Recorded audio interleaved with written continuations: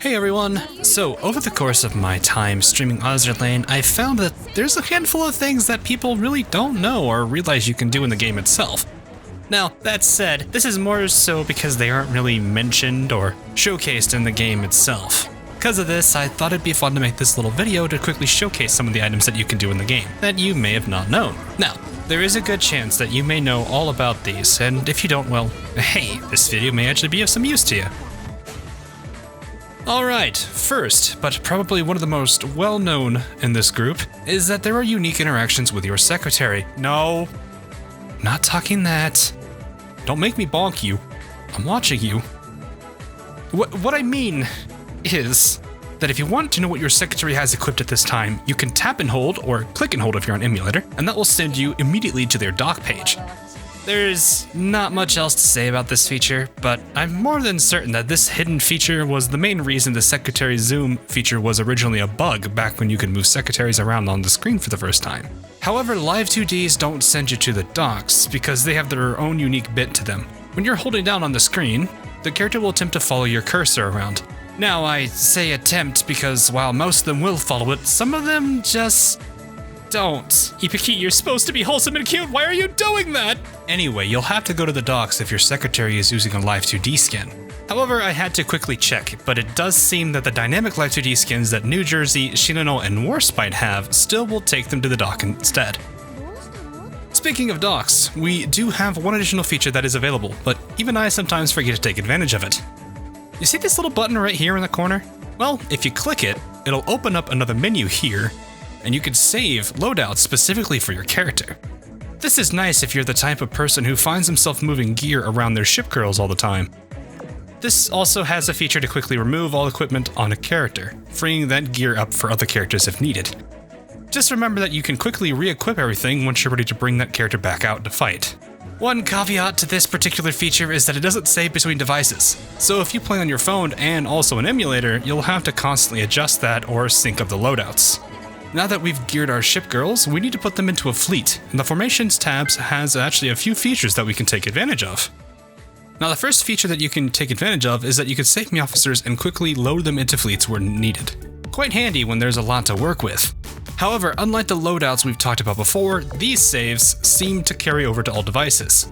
So it'll benefit you to look into it for making things easier if you transfer or play on other devices. Now with that handled, we can look at the girls we have. Let's say that I want to turn this fleet into a 1-1 fleet for oil efficiency. That's a joke in itself, honestly. Anyway, if you can quickly drag your Shipgirls you're not wanting in this formation just outside of the formation's area and release. You don't have to tap on the Shipgirl and hit remove to remove them from the formation. Ah, there we go. That's better. Finally, much like our secretary interactions we did earlier, we can tap or click and hold, and that will take us to that Shipgirls dock page. However, what makes this different is that you can swipe left or right on the dock page and cycle between the Shipgirls in that fleet only. This is super handy if you want to make sure the team is fully equipped and ready to fight whatever you're going to have them fight up against. It's a good thing to know that the Vanguard will be on the leftmost side and the main fleet will be on the rightmost side. These features and the Meowfficer saves can also be done in the combat menu as well.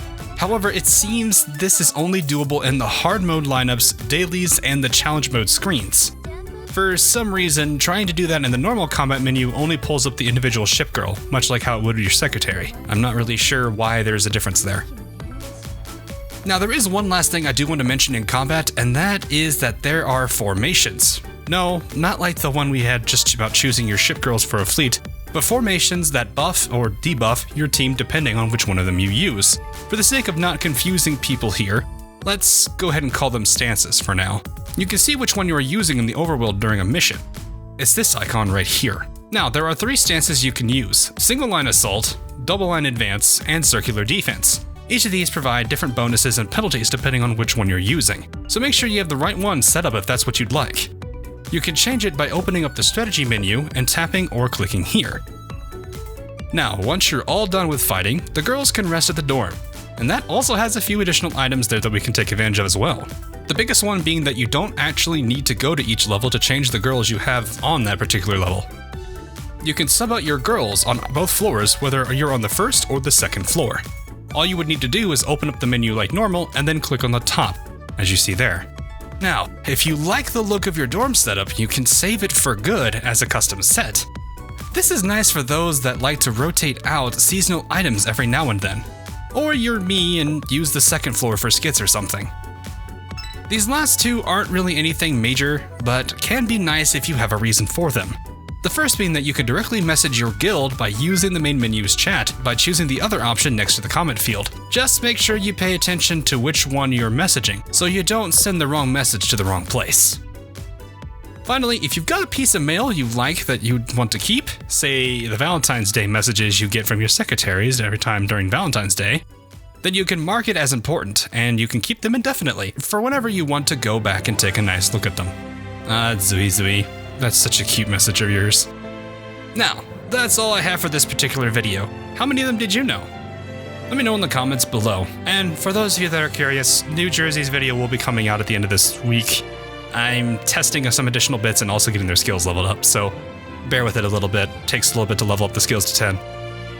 So look forward to that when that video does come out. Now, whether you're a regular viewer or a patron supporting the channel on Patreon, thanks for watching, and I'll see you guys all again real soon.